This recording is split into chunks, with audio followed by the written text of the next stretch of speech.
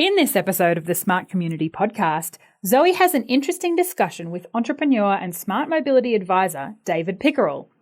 David shares his varied background from naval officer to practicing law to working with a variety of public and private organisations in the transit and technology arena.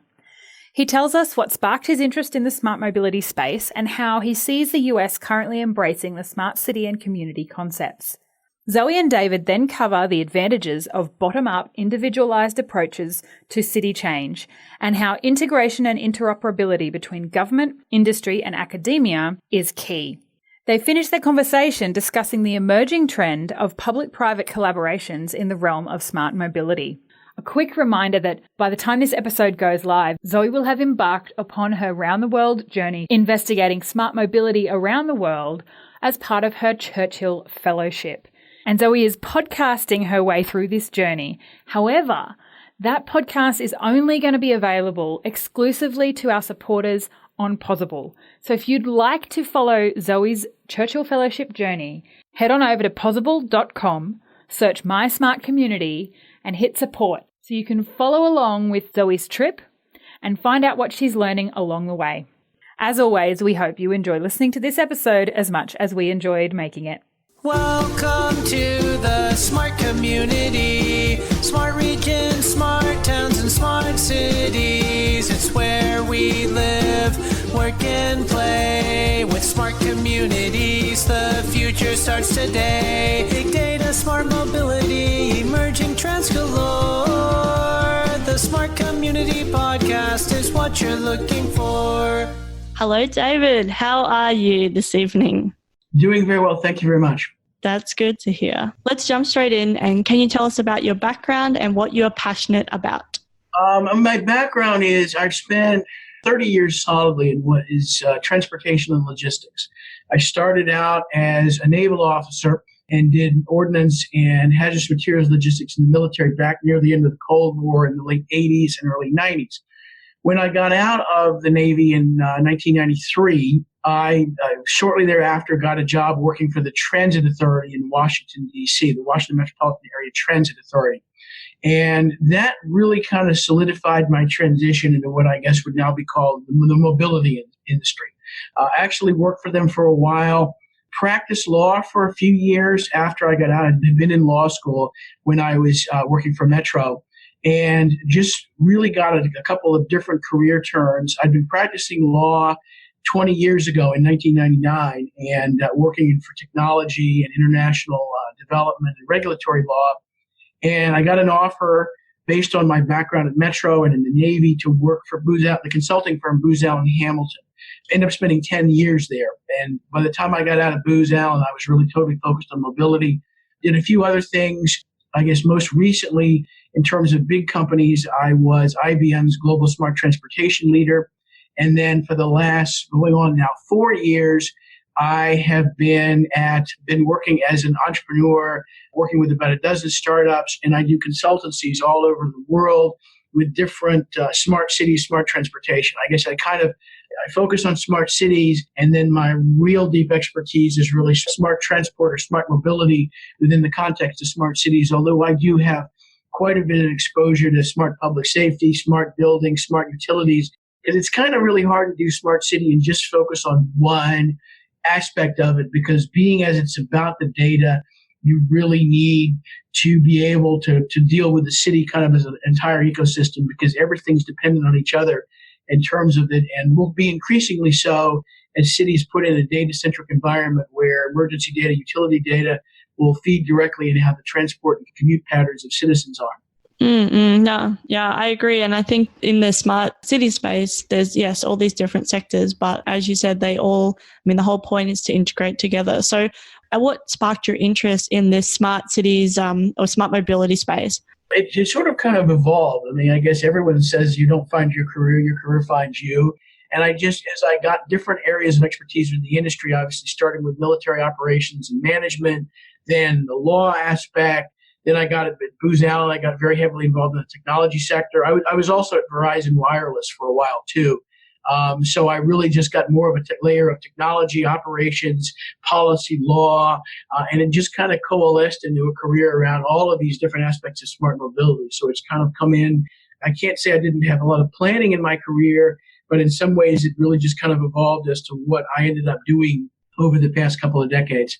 And it's been a great ride. It's very interesting. I don't have any regrets, but I guess the big message for anyone listening is you really need to be flexible and leverage and take advantage of what comes down the line in terms of your interest, I guess, and your passion and your interest will sort of find you. You may decide you want to be a sports person or a scientist or something, and then circumstances change, and you just kind of have to, don't ever be living in chaos, but you also have to adapt to the opportunities that come up, and that's kind of how I ended up where I ended up. And I talked to a lot of people in this community, and that's where they ended up. I think you now have, particularly of my generation, I think you now have younger people where you actually come into university and they have a curriculum around smart cities, sustainable cities, and things like that. 30 years ago, when I graduated from university, my first degree, my undergraduate degree, they didn't really have that. They had civil engineers, they had environmental engineers, they had urban planners and architects, but the idea of holistically building a smart city was not a concept that really existed until I don't think until really the 21st century got going. But now it's a real career path. But I think anyone you'll see that's my age, they kind of fell into it and found it, and they've kind of got it going now. And now it's kind of been gratifying to see it emerge as a real discipline for focused study, which I think it needs to be. Yeah, no, I agree. And I think it is that holistic view of the city or the place or the community or the region. What is a smart city to you? Well, I think a smart city, and I've actually answered this question almost the same way all over the world. But I mean, I think the idea is there is no one definition of smart city.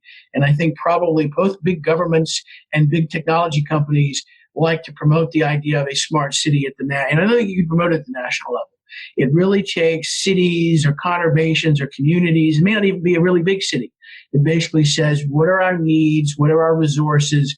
What can we put together? What makes sense for our citizens? What can we do now that's actionable versus having a grand plan saying we're going to redefine smart city and we're going to follow this grand national vision. I think there's been too much grand vision and art of the possible around smart cities. And I think what's really happening is, to answer the question succinctly, which I was kind of building up to, it really is a city that uses the technology resources that it has or has access to near term and builds upon it. There's never going to be a case in most of the world where you basically build a smart city from the ground up. Masdar is kind of doing that in the UAE, and you've got a couple other experiments of building smart cities. Singapore is redoing a lot of things, but in the end, cities, and they're here already. And with a very few exceptions, you're not going to build one from the ground up. You're going to basically add in different layers of technology, different layers of data, different layers of sensors, and kind of get to a point where you've improved the situation. And it may be around water, it may be around use of land, it may be around environmental cleanup. And you just kind of do what you need to do, and you sort of have to prioritize. You can't do everything at once for the most part, again, except for possibly Masdar and Abu Dhabi, where they're building stuff out of nothing in the desert. For the most of the world, it's what can you actually do with scooter traffic or trams or buses or the use of the water system and preventing leakage using smart metering, and layer that in there. There's almost a long way of saying there's no one answer, but it's got to be done from the ground up with a lot of top-level government, high-level government support, and I think investment too, because I don't think the government sector in most places can do it all. And there needs to be something that's both actionable for government and I'll call it investable for private industry. And you're seeing examples all over the world of this starting to happen. I've mentioned a few of them already. Hong Kong is another one. You've got Columbus, Ohio in the United States with the U.S. Department of Transportation Smart City Project. You've got projects in New York. You've got Los Angeles' Office of Extraordinary Innovation. So they're all starting at the ground level. I think that's the big change is it's not going to be a national initiative. It's going to be done from the ground level up. And I think you're going to see that pretty pervasively here. And why do you think that this concept, so this smart concept, is so important? Well, I think it is almost by any other name, because I've heard there's smart cities and there's enabled and empowered. I think the important thing is not to get too lost in the idea of smart. I think it's too cumbersome to use as a catchphrase, but I almost like technology enabled or data driven better than smart itself, because there's too much of a cachet of there has to be a radical change. I think it's around looking at what you already have. In terms of answering the question succinctly, there needs to be more of an infusion of technology in improving the quality of physical infrastructure and is physical assets like taxis and buses and TNC systems. Transportation's kind of been some of the late adopter for innovation. We've gotten the data world where people have smartphones and all these other things in the device world and in the software world. But I think transportation, being sort of a conservative industry and ecosystem, is coming along slowly. And cities are kind of along the same way, too. Same with utilities. A lot of very conservative industries that don't change really quickly are now starting to figure out how can they really start a program of improvement. And I think many of them are doing pretty well at it. So you're based in America. Tell us how you think America is embracing the smart city concept. Well, I think the big thing is right now, as we speak, for 34 days, the United States federal government has been almost completely shut down, except for a few functions. I think that's kind of been a message to what a lot of us have been saying all along. You can't really rely on the national government to do a lot of things. I don't think you ever could in smart cities or transformation. You look at speeches and things that people have been saying for decades. The United States built the interstate highway system, and in the 1930s, we built the electrical power system and started that revolution. In the 1950s, we started the interstates, but there's not really going to be another big government program that builds everything. And I think the realization in the United States, with a lot of cities and regions working together on this and working to drive this, is that they're finding how to do stuff on their own. There's more and more citizen mandates of elections in November in the United States. Most of the measures to improve transportation or cities or other infrastructure or data access or Wi-Fi were approved by voters, because people want to invest in having smart technology available within their city, not just buy a device and carry it around, but have the ability to get better information, use city services, and engage with their city, both at the government and the private sector level. So I think they're driving it. And I think you're going to see a lot of change at the U.S., where you're going to see the strength of the U.S. is going to be this local and provincial, or as we say, state level initiative rather than big national initiatives. You saw in Europe, you've seen a lot of that. And I was involved in a lot of the activity in Europe involving a lot of the UK and the EU mobility initiatives, where they were trying to do this at the national level. I think Australia and New Zealand also had a lot of mobility initiatives, and a lot of them in Asia. And I think that last decade was the decade of the national major corporation efforts. Here it's going to be more from the ground up all over the world. And I think the U.S. actually has a bit of an advantage in that they're going to start from the beginning, from sort of the ground up, rather than do it from the top down, which has had many challenges all over the world implemented, because you just end up with programs and ideas that don't really fit what the city really needs, versus doing it with, doing one city at a time. And I've had a lot of conversations on both sides of the Atlantic and indeed around the world about the idea of there is no template that can be used. It has to be at the ground level, and then you provide resources that are world-class and standardized resources, like standardized technology, standardized devices that talk to each other, but you use those as a tool to build your city from the ground up in each individual city at a time. I think it's always going to be that way. They'll just become more and more interoperable and more connected, and we'll have a connection of, call it a system of system or a network of networks of different cities that are able to basically be connected together and work together, but still be distinct on their own for each community. Interesting. Yeah, I like that system of systems kind of discussion, because I think at a city level, you want it to be, the localized individual, improving people's lives, but then also how do you cross-pollinate and work across those different regions, so then, we don't get stuck in like the regional areas not being able to like participate in the conversation, or, once you cross the border, then none of your apps work anymore, or the technology stops working.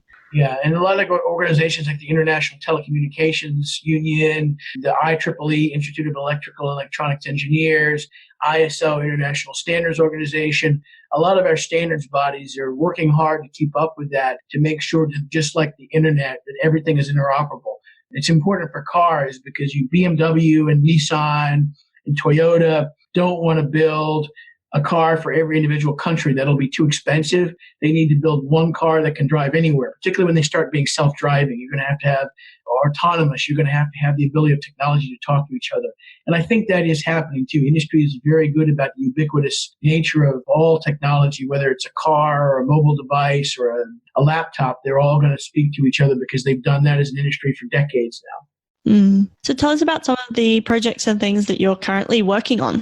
I'm working on a project. I'm now Chief Strategy Officer of a startup called Parkofon, Parkofon, which is working in the United States, starting with parking, but it's really a data-driven mobility platform. We're going to start with parking where people can basically just drive around. The system will basically tell them you can park here, pay for it, monitor their ability to stay in a parking system, and the ability to basically have seamless mobility, starting with parking with the idea that we can move to tolling, or if it comes back in other parts of the world like it has in London, congestion charging, and be able to actually seamlessly use all modes of mobility, whether it's in your car, whether it's a shared car, whether it's a rented car, whether you're a commercial driver driving a truck. We're actually doing a couple pilots using commercial parking in New York right now. That's one of the aspects of it. Another company I'm working with is an Israeli company called No Traffic, and they're doing going to use a lot of sensors and networks to duplicate a lot of physical infrastructure that's now required for parking systems. You got to put a lot of fiber out,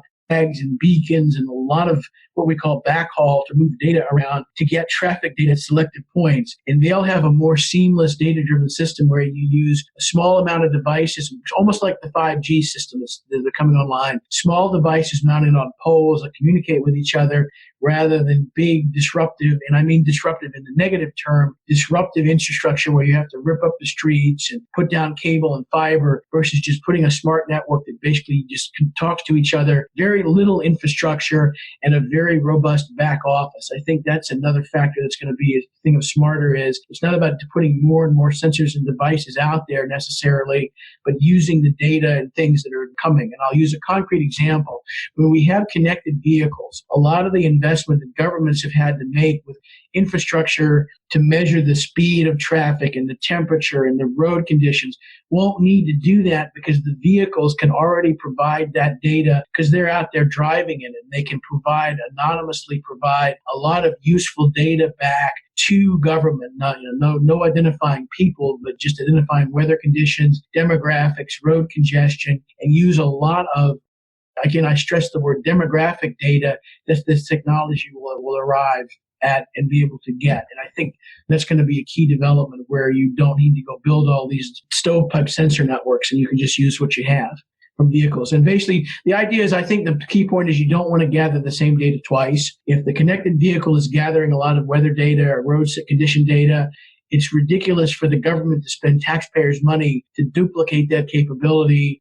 And there needs to be a way for the vehicle operating system or the vehicle operator to find a way to get the data from the vehicle that's already out there rather than build something that makes it redundant. I think redundancy is something we can't afford in smart cities. It's got to be collaborative and connected at the right level with the right amount of privacy rather than building a whole bunch of different separate systems, which is kind of what exists now. I think that really leads on to this next question, which is how can we better integrate across different disciplines, governments, industries, the community? How do you see that kind of happening? I think that's going to happen, again, sort of the idea of getting it into I hate to sound like I'm doing a commercial for cloud, as the world moves more and more to cloud-based systems where they're shared, virtual public cloud, private cloud. When data is pulled out of frontline sensors, the ability to share data kind of seamlessly in the background is becoming more and more robust.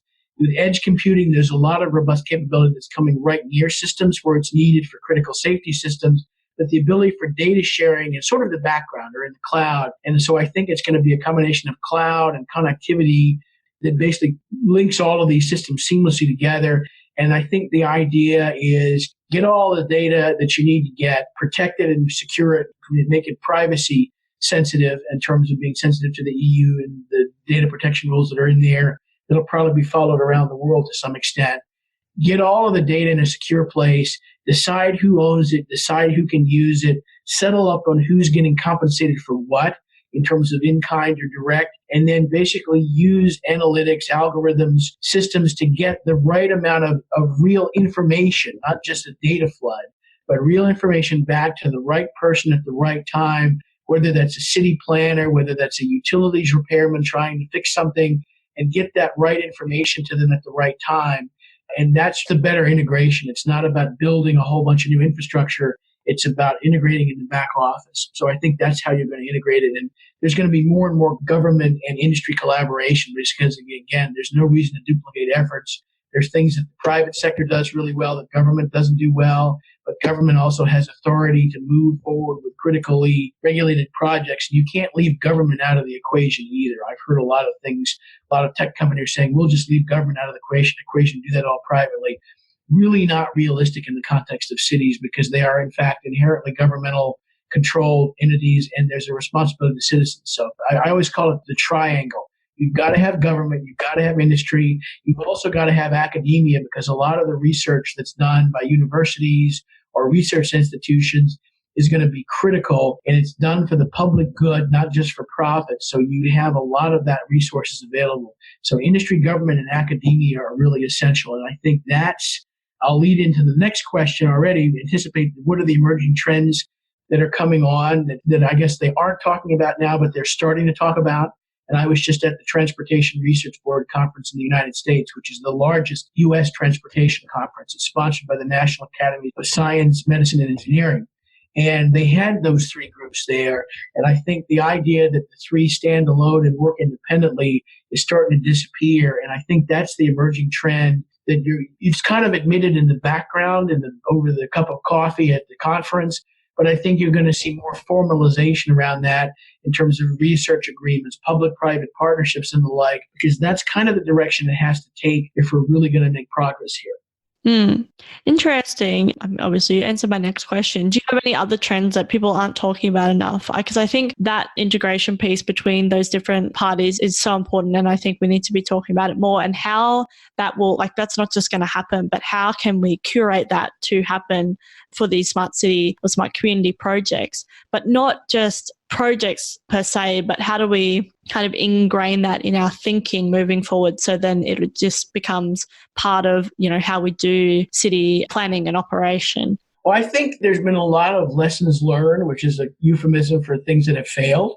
I mean, you have, and why this is going to move along is part of the emerging trends that people haven't talked about. At the end of the day, all transit systems in the United States in recent years, except for Houston and Seattle, which made really good separate investments in Houston in more physical assets like tram systems or light rail systems, we call them. In Seattle, in building an integrated fare card system, sort of like the Oyster card or the Octopus card, they managed to buck the trend, but most government transit agencies are losing ridership because people don't want to stand waiting 20 minutes for a bus when they can call a TNC to come pick them up. So I think the emerging trend is that people are starting to actually have those dialogues and conversations together, and you're seeing more innovation around more liberalized and streamlined procurement by governments and industry also willing to invest. So I think you're already starting to see that. Los Angeles has what's known as an Office of Extraordinary Innovation, Los Angeles Metro, which is their big transit agency. You can now come and make solicited bids to them. In Arlington, Texas, they have eliminated what they call the fixed route buses, the bus, the 22A bus route or whatever it is that comes every 20 minutes or an hour is now being replaced by on-demand shuttle vans called microtransit and have replaced the entire transit system in this community that's right between Dallas and Fort Worth in Texas. So they are going to all microtransit working with VIA, which is owned by Daimler. So you have a partnership between Daimler and the city of Arlington, basically, to provide mobility for citizens, and that's going to be a trend. And then you have all this thing with scooters and bike share and car share, where they're starting to collaborate on how we deal with sharing these vehicles, how do we anticipate self-driving vehicles eventually, how do we deal with electric vehicles and the charging infrastructure they're going to need.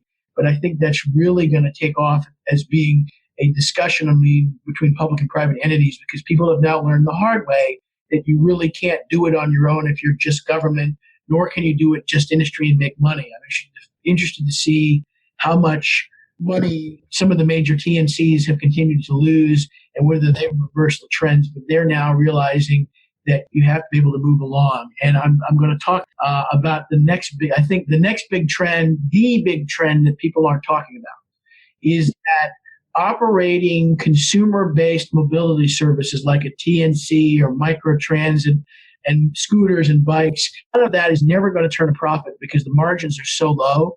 What needs to be done, and the trend that's finally taken off in terms of how they're going to operate with partnerships like the Arlington, Texas, is the money for investment is not going to be in selling things to consumers. It's going to be in monetizing the cost takeout to governments. And I think that's going to be really demonstrated in the U.S., where typical bus system may get back 12 cents on the dollar or even less for every passenger they make, in terms of they lose 88 cents on the dollar for every bus fare that they collect.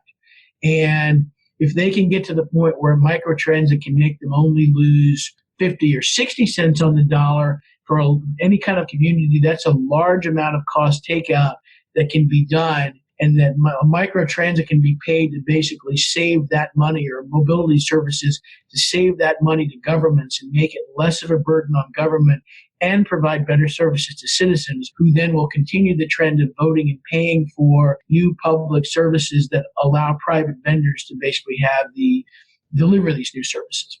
Excellent. It's been so great to speak with you. Thanks so much for coming on to the Smart Community Podcast.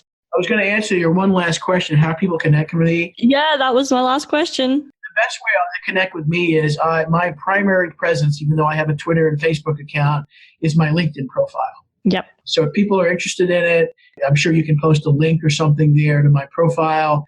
That's always the best way to find me anywhere in the world. And if you wanted to engage in a discussion, I never do the don't know type thing on LinkedIn. And sometimes I get a lot of requests, but if you reach out to me from LinkedIn and mention that you heard me in the podcast, Interested in Smart Cities, chances are when I get a chance to do invitation acceptances, I'll be glad to do that and engage with you that way. And then I do fairly frequent posts, usually 3 to 5, 1,300 character posts a week, sometimes linking other articles and resource materials. So that's my kind of window to the world, is LinkedIn. Excellent. Well, that's how I found you, so I can vouch for that. Great. Excellent. Thanks so much, David. And yeah, great to speak with you, and look forward to talking to you again soon. Thanks so much for listening to the Smart Community Podcast. Show notes for this episode and all other episodes are available on our website, mysmart.community. If you have any questions for us or any of our guests, you can email hello@mysmart.community or find us on the socials. We are on LinkedIn, Facebook, and Twitter @SmartComPod. That's com with 2 M's. If you are enjoying the podcast, please leave us a rating and review at wherever you listen. This really helps us reach more ears, so thank you in advance. As always, I hope you enjoyed listening to this episode as much as I enjoyed making it.